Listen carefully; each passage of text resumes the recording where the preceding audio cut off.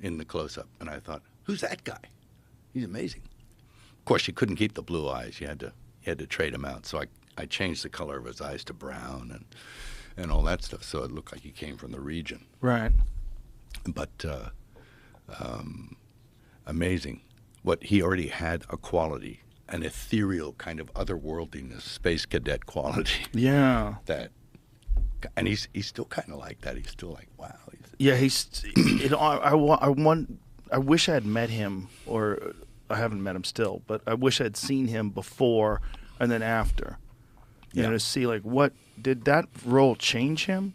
Because it seemed to have strengthened his faith. Sure, it did. Yeah. He got in real tight with it, and I think he had some experiences while he was doing it. He suffered a little, you know, and didn't he get struck by lightning? Well, there's 2 times there was these lightning strikes happening on the set, you know, and there was this guy with him. He was a young fella, one of the assistants on the film. His name was Jan, and old Jan was like he's like 6'2", Italian, northern Italian guy, you know. If he tripped in the street, women would slide under him, you know. It was that kind of stuff. The guy was like a babe magnet, right? And I think he was taking full advantage of the gifts he had. But he got hit by lightning the first time, getting people.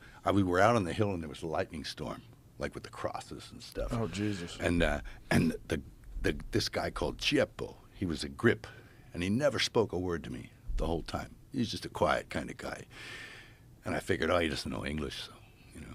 But he came up to me, and in perfect English, he said, you know, I think you should get all the people off the hill. We could be struck by lightning. And I thought, that's a good idea. Let's get off the hill. So we're moving off the hill. Everybody's getting off. And this kid gets hit through the umbrella, this Jan guy. He gets zapped by lightning, right? But he's 22, and he goes to the disco all night and dance. You know, he's doing the whole, 22 experience. And he comes back the next day, and he's like, yeah, it was great. And then he was with Jim the second time it happened.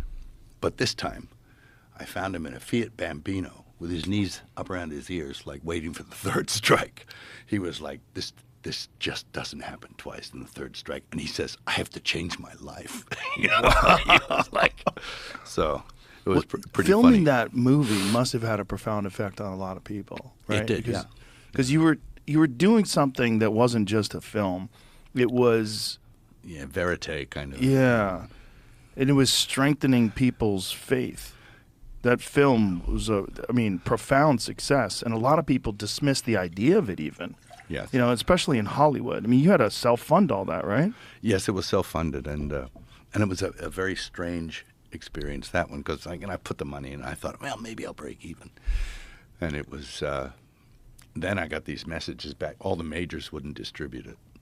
So I was like, nobody will distribute it. Okay, I guess I've lost, the money, but it was worth the experience. And so one guy was left in the room at the end when the dust settled. It was some guy. He said, I'll distribute. And he had a little company called New Market, and they distributed like 1 or 2 films before. And I think it was a Charlize Theron movie called A Monster, about that horrible serial killer. Oh, yeah. And he said, I'll do it. And, it was just really basics. I went and I met the exhibitors. And, and this guy was like the distributor, this little company. It was just him and a toothless dog and a fax and an assistant. And it was like, okay, what's all the smoke and mirrors about this between the distribution and exhibition? I made handshake deals with all the exhibitors. Yeah, we'll show this.